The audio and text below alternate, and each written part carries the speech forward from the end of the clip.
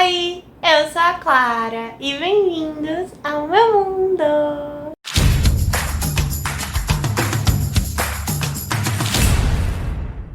Oi, gente, eu vim trazer pra vocês tudo que eu li, na verdade, reli nesse mês de março. Mas antes de começar, eu peço que, por favor, você se inscreva no canal se não for inscrito, pois estamos rumo a 4.500 inscritos.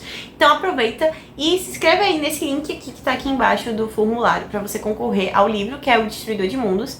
Me segue no Instagram, que é @mundomc, e deixa o seu gostei aqui embaixo, assim você mostra pro YouTube que você gosta desse tipo de conteúdo e ajuda o canal a crescer cada vez mais. E também não se esquece de, se precisar comprar alguma coisa na Amazon, um livro, um porta-retrato, uma vassoura, usa o meu link que também tá aqui embaixo, assim você ajuda o canal a ganhar uma comissão e não paga nada mais por isso, tá certo? Então vamos começar! O primeiro livro que eu reli foi uma experiência bem bacana, na realidade. Foi A Rainha Vermelha, da Victoria Aveyard, nessa edição do box vermelho. É uma edição muito, muito bonita. E enfim, né? Eu já li A Rainha Vermelha, li quando saiu lá em 2014, aqui no Brasil. Tipo, eu fui muito, muito fã desse livro. Eu fiquei aficionada sobre a história da Mare, a história do Maven. E aí eu voltei aí quase 10 anos depois pra reler isso aqui. E eu tava meio receosa porque eu tentei dar continuidade a essa série e eu não gostei. Mas vamos aos meus vereditos aqui. A gente vai acompanhar a história da Mare, né? Que ela é uma trabalhadora / ladra vermelha. E ela vive nesse mundo, assim, que é Norta, que é um mundo que é meio que em castas, já que existem os prateados e os vermelhos. E os prateados, eles são tipo a realeza. Eles têm poderes mágicos, como se fossem os X-Men. Eles sempre controlam alguma coisa. E os vermelhos não, eles são pessoas normais como eu e você. E aí, os vermelhos estão numa situação bem precária, assim. Norta tá em guerra, então, tipo assim, o exército é basicamente vermelho.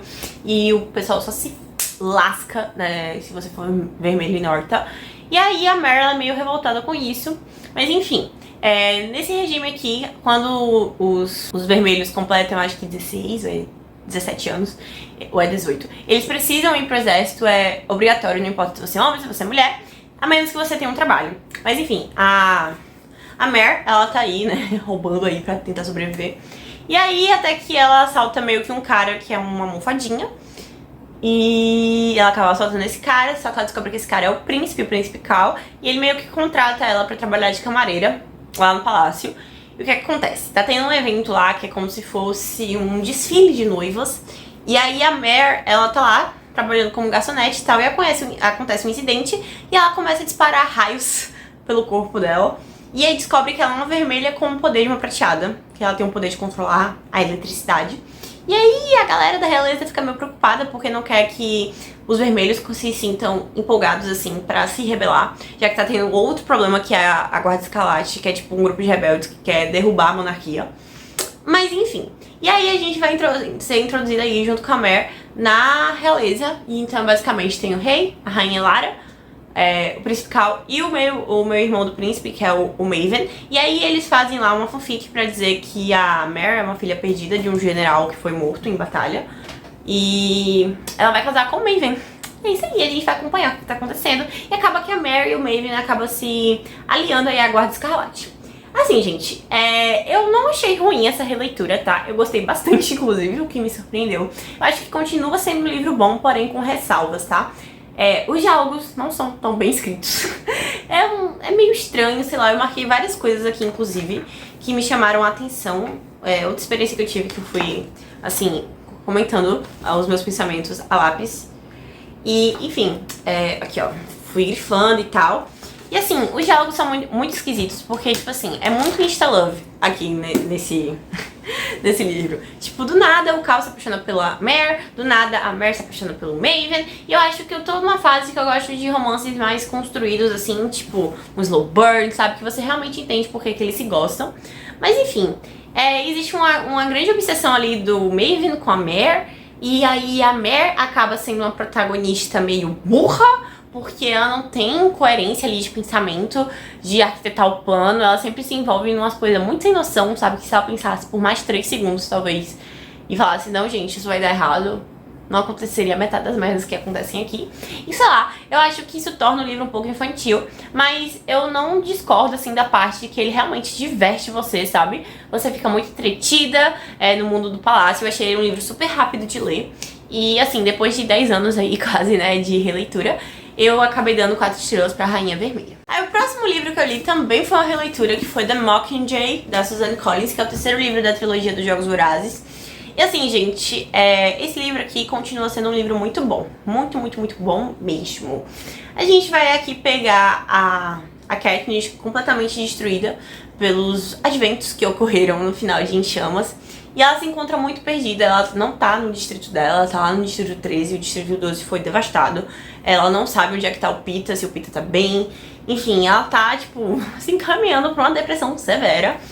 Mas ainda assim ela tem um papel importante a ser cumprido nessa rebelião, que é ser o tordo, né? E assim, gente, eu acho fantástica a escrita da Suzanne Collins. Eu acho que ela é muito cirúrgica quando precisa ser. Eu acho que ela traz elementos muito humanos pros livros dela, tipo assim, como a galera consegue ser podre, tá ligado? E aí a gente é apresentada a todo o Distrito 13, o que eu acho um pouco esquisito, porque é como se você tivesse levado um choque de realidade, sabe? Do nada, você tá super acostumado com aquela coisa de Panem, são 12 distritos, os Jogos Vorazes, a capital, e do nada você é apresentado a um distrito totalmente diferente dos demais, que tem várias regras diferentes, enfim, e eu acho que poderia ser um pouco melhor explorado aqui. E tem esse final de A Esperança, que é bem polêmico. Eu não sou fã desse final, eu fico meio puta também. E eu acho que também faltou um pouco de desenvolvimento na questão do romance do Pita e da Katniss aqui. Eu achei o final meio corrido, assim, em relação a isso. Eu já tinha lido A Esperança tem, eu acho que uns 6 anos, 7, por aí. Eu tinha gostado, mas eu fiquei meio revoltadinha com a pessoa que morre aqui no final. E não foi diferente dessa releitura. Também fiquei muito pé da vida com isso, porque eu acho que, sei lá, foi um final muito cruel pra Katniss, sabe? Enfim, e rompeu laços que eram muito profundos, muito, muito profundos. Laços de família, laços de amizade. E do nada a Katniss ficou sozinha ali nesse final, apenas com uma determinada pessoa, que eu não vou falar quem é, porque seria spoiler pra quem não leu ou nunca viu o filme. Mas eu acho que, sei lá, eu achei problemático esse final. E teve uma partezinha ali que eu achei bem arrastada, que foi quando... lá pra metade do livro, é porque assim, a Katniss, toda vez que acontece alguma coisa de importante, a Katniss acaba desmaiando. Parece que é tipo uma válvula de escape dela, e isso é realmente estressante, porque quando realmente tá começando a rolar as coisas, a gente tem um apagão da mente da Katniss, e a gente só volta pra saber o que rolou depois. Mas enfim, eu acabei dando 4 estrelas e meia, e continua sendo uma série que eu amo muito. Aí indo pros livros novos aí que eu li nesse mês, o primeiro é um clássico, Jorge Amado com Capitães de Areia. E assim, gente, eu demorei um pouquinho pra ler esse livro, que é relativamente fino, mas eu tenho uma justificativa, porque eu tava em semana de provas e não conseguia me dedicar tanto quanto eu gostaria. Mas foi uma surpresa muito agradável, tá? Eu tava com um pouco de medo de me enroscar ali no tipo de escrita dele, né? Já que é um livro que foi escrito há um tempinho, mas, assim, tem basicamente 100 anos, eu acho que ele foi escrito. Mas... é um livro que tem uma linguagem não tão usual, não é uma linguagem moderna, mas é uma linguagem que é entendível. E aí ele tem personagens que são muito gigantes, que justamente é esse pessoal que compõe o Capitães de Areia, que são o Pedro Bala, o Pirulito, quem adora, tem o professor, tem o gato, que são personagens que são muito instigáveis, assim, sabe? Você fica instigado pra saber. Eu acho interessante a forma que o Jorge, ele resolveu... Olha, eu sou muito, muito íntima, o Jorge. O Jorge resolveu escrever esse livro, porque é como se fosse... Eu não sei se isso aqui, primeiramente, estava saindo em jornais, mas é como se cada capítulo, tipo, a gente primeiro focava em um personagem, sabe? Primeiro a gente focou no professor, depois a gente focou no gato, depois a gente focou... Eu esqueci o nome do personagem, que é o... Tem o João Grandão, né, que é o João Grande. Tem também o que é manco, gente. Enfim, eu esqueci o nome dele. Mas eu acho muito legal, tipo, são várias histórias paralelas que acabam se encontrando depois. E assim, é um livro que ele é extremamente atual, tá? Ele fala muito sobre mazelas sociais, sobre crianças marginalizadas, como a situação de pobreza pode fazer com que uma criança que deveria ser inocente precise amadurecer muito rápido e não de uma forma boa, sabe? Mas de uma forma ruim. Eu achei que esse livro é uma puta crítica social e ele se passa em Salvador, na década de 30, eu acho. E eu achei muito verdadeiro tudo que ele escreveu aqui. E teve muitas horas que eu ficava com um nó assim na garganta, sabe? Em ver uma situação que os capitães de areia estavam passando. E aí tem aqui influência do cangaço, tá? Que a gente tem um personagem que se diz ser sobrinho de Lampião, que eu achei muito legal essa edição. Mas uma coisa que me incomodou um pouco, porque são crianças ali de 14 a 16 anos, tem alguns que são mais novos. E aí teve um pouco de sexualização da Dora, que é a única personagem feminina, assim, de relevância desse livro. E tem muitas apologias a abuso sexual também. E também, tipo, prostituição.